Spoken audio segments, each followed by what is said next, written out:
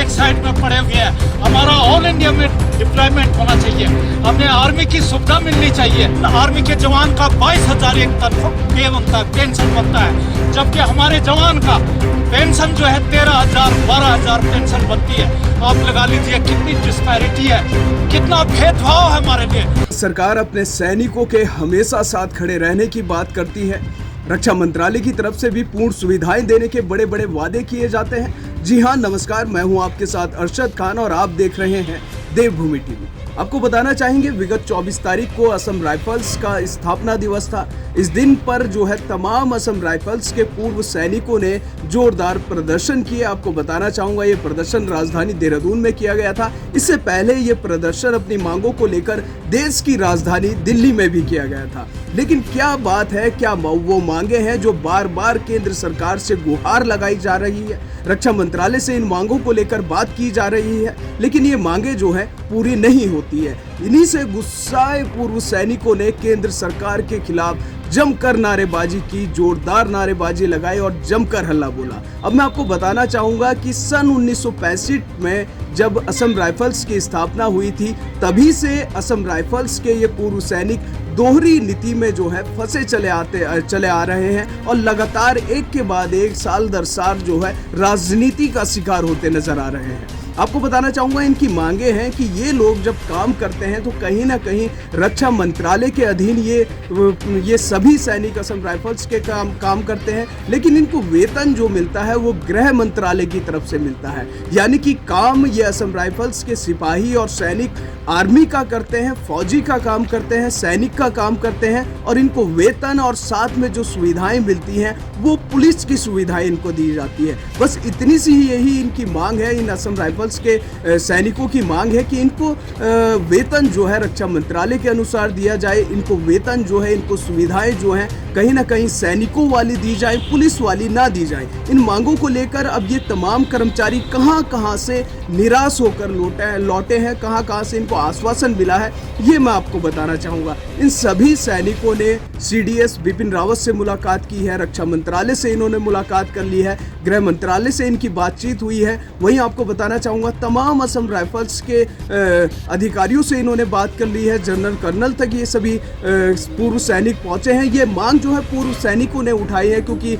जब पूर्व में सैनिक चला जाता है तो काफ़ी आवश्यकता इन लोगों को पड़ती है सुविधाओं की, क्योंकि जब तक इन्होंने सेवाएं दी हैं, देश की रक्षा की है, बड़ा अहम योगदान इनका होता है। लेकिन जब ये पूर्व इनके आगे लग जाता है तो कहीं ना कहीं इनको उन सुविधाओं की ज़रूरत पड़ने लगती है अपने घर परिवार के साथ। तो ये मांग जो है इन सभी पूर्व सैनिकों ने की है। लेकिन एक बड़ी बात यहाँ पर निकल करके आई है कि देश के प्रधानमंत्री से इन सभी सैनिकों ने वक्त मांगा था, अपनी मांगों को लेकर मुलाकात करने का वक्त मांगा था। लेकिन जो वादे देश के प्रधानमंत्री नरेंद्र मोदी की तरफ से किए जाते हैं कि हम सैनिकों के हर सुख दुख में खड़े हैं, वो वादे यहाँ पर धराशायी होते हुए नजर आए हैं। कहीं ना कहीं PM मोदी ने इन सैनिकों को मिलने का वक्त नहीं दिया गया है। इनकी तरफ से पत्राचार वहां पर किए गए हैं, लेकिन अभी तक कोई कार्रवाई या कोई मांग इनकी पूरी नहीं हुई है। वहीं बाकी भी जिन अधिकारियों से इन सभी ने मुलाकात की है, तो कहीं ना कहीं केवल जो है सिर्फ इनकी मांगों को लेकर आश्वस्त करते हुए देश के तमाम आला अधिकारी नजर आए हैं, लेकिन मांगे अभी तक पूरी नहीं कर पाई हैं। अब मैं आपको बताना चाहूंगा, असम राइफल्स जो है अति महत्वपूर्ण एक दस्ता है इस देश की सुरक्षा को लेकर के,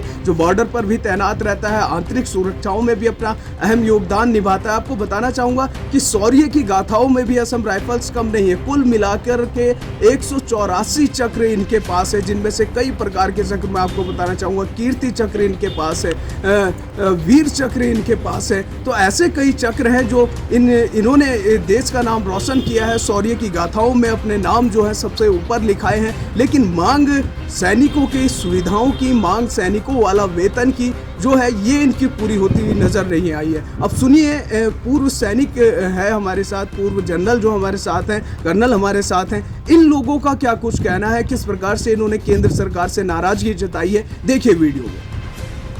हाँ, हम लोग Assam rifle ex serviceman welfare association all India Uttarakhand इकाई के लोग हैं। हमने अपनी जो है मांगों को लेकर के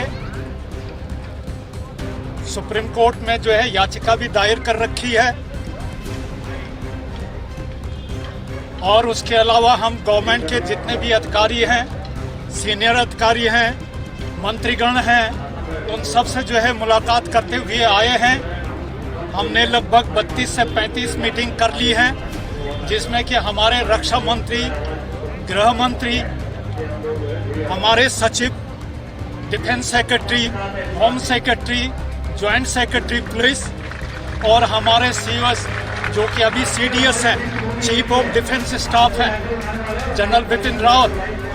उसके अलावा जनरल जो है नरवाने जो हमारे सेनाध्यक्ष हैं, चीफ ऑफ आर्मी स्टाफ हैं। तो हमने सारे लोगों से अप्रोच की है कि हमारी मांगों को जो है पूरा किया जाए। हालांकि उन लोगों ने हमें विश्वास दिलाया है कि आप लोग जो है जेन्युइन काम कर रहे हैं, आपको जरूर जो है आपका हक मिलना चाहिए, लेकिन कोई भी जो है राइटिंग में अभी तक नहीं दिया है। हमारी जो मुख्य मांग है, हम 1965 से दोहरी कमांड में काम कर रहे हैं। एडमिनिस्ट्रेशन हमारा जो है एमएचए के पास में है, यानी मिनिस्ट्री ऑफ होम अफेयर के पास में है, और हमारा जो ऑपरेशनल कार्य है ये डिफेंस के पास में है। यानी कि हम डिफेंस के अंदर में, आर्मी के अंदर में काम करते हैं। सन 1965 से आप लगा लीजिए कितने साल, और इससे पहले भी हम जो है आर्मी के साथ कंधे से कंधा मिलाकर के काम कर रहे हैं। और आर्मी के साथ में जितने भी ऑपरेशन हैं, चाहे वो विश्व युद्ध हो 1 और 2, उसके अलावा जो है अपना 62 का जो एग्रेशन हुआ था, 65 में, 71 में, इन सब लड़ाइयों में हमने आर्मी के साथ मिलकर के लड़ाई लड़ी है। लेकिन हमारी कोई पहचान नहीं है।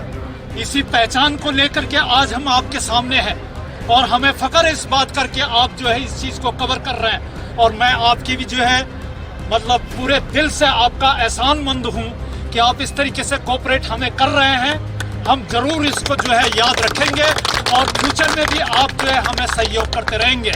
हमारा मेन मुद्दा जो है एमओडी वर्सेस जो है एमएचए का है, तो हमने बोला है।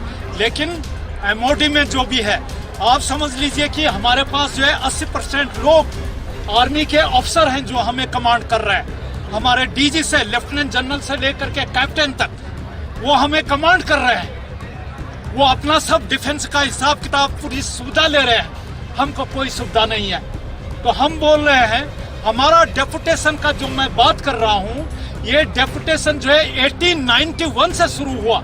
जब ये आसाम मिलिट्री पुलिस थी तब से ये डेपुटेशन शुरू हुआ, और अभी हम दोहरी कमांड में पूरे रूप से, उससे पहले हम एक्सटर्नल अफेयर्स के अंडर में थे, लेकिन अभी 1965 से हम दोहरी कमांड में चल रहे हैं। आखिर हम कब तक? और हम लोग एनी रीजन में कन्फाइंड है, यानी कि हमारा जो डिप्लॉयमेंट है नॉर्थ ईस्टर्न रीजन, जिसको 7 सिस्टर भी कहते हैं, जो आसाम है, अरुणाचल प्रदेश है, मिजोरम है, मणिपुर है, मेघालय है, त्रिपुरा है, नागालैंड है, इसमें हम डिप्लॉयड हैं। हम पूरे हिंदुस्तान के लोग हैं, भर्ती होकर के पूरे कोने कोने से हिंदुस्तान से हम जाते हैं, और हमको एक साथ जो है एनी रीजन में वहाँ कन्फाइंड करके रखते हैं और हमसे ड्यूटी लेते हैं।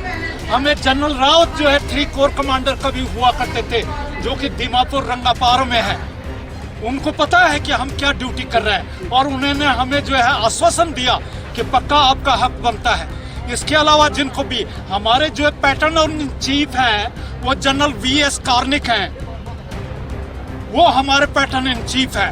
हमारे जो अध्यक्ष है वो कमांडेंट जो है एलएस यादव हैं, और हमारे जनरल सेक्रेटरी जो है वीटी नायर हैं, जो कि ये प्रयास कर रहे हैं। अभी जो है हमारा मतलब है कि हम जंगल में एक साइड में पड़े हुए हैं। हमारा ऑल इंडिया में डिप्लॉयमेंट होना चाहिए, हमें आर्मी की सुविधा मिलनी चाहिए। हमारा जो अमेंडमेंट रूल है जो 61 है, उसको अमेंड करके हमें डिफेंस में लाना चाहिए, और डिफेंस की सुख सुविधाएं हमें मिलनी चाहिए। ना एक्स सर्विसमैन, हमारी पे में तकरीबन आर्मी के जवान का 22,000 एक तनख्वाह पे बनता है, पेंशन बनता है, जबकि हमारे जवान का पेंशन जो है 13,000 12,000 पेंशन बनती है। आप लगा लीजिए कितनी डिस्पैरिटी है, कितना भेदभाव है हमारे लिए, और हम रुकेंगे नहीं। आपके माध्यम से हमने प्रधानमंत्री से जो है आग्रह किया है मीटिंग के लिए, 10-15 मिनट का हमें वक्त दीजिए, लेकिन प्रधानमंत्री जी ने आज दिन तक हमें कोई वक्त नहीं दिया। यानी कि हिंदुस्तान की घृणित राजनीति इतनी गिर चुकी है कि उनको प्रजातंत्र से कोई मतलब नहीं है। जब जीत गए, वोट मिल गई, तो वोट उनकी है, संसार उनका है, जनता का कोई मतलब नहीं है। ये जनता की सरकार है, ये democratic government of the people, by the people, for the people. लेकिन ये सरकार बिल्कुल भी सुनवाई करने को तैयार नहीं है। लेकिन आप लोगों का हमें अमूल्य सहयोग चाहिए और हम जरूर अपने मिशन में कामयाब होंगे। हमारी अगली हियरिंग जो है 16 तारीख को है, अप्रैल को है, और जरूर हम कामयाब होंगे। तब तक हम छोड़ेंगे नहीं। उसके अलावा हम सुप्रीम कोर्ट जाएंगे, ह्यूमन राइट कमीशन जाएंगे और धरना प्रदर्शन। यही हमने दिल्ली में भी धरना प्रदर्शन किया, लेकिन उसका भी जो है कोई, सरकार ने बोला आप चुपचाप रहिए, आपकी मांगे पूरी हो जाएंगी। अभी तक कुछ नहीं है। लेकिन सरकार ये दोहरी जो रणनीति अपना रही है, इसके बारे में हम वाकिफ है और हम इसकी जो है इसका समाधान चाहते हैं। तो इसी शब्दों के साथ में आप लोगों का एक बार फिर से मैं जो है धन्यवाद करता हूं और बहुत एहसानमंद हूं कि आपने जो है इस एसोसिएशन को समय दिया है। और जरूर भी आप इसको हाईलाइट करेंगे, प्रिंट मीडिया में नहीं, इलेक्ट्रॉनिक मीडिया में भी, टीवी में भी जो है निकालने का प्रयास करेंगे। मैं बहुत बहुत जो है आभार व्यक्त करते हुए आपका एक बार फिर से बहुत बहुत धन्यवाद आप सबका।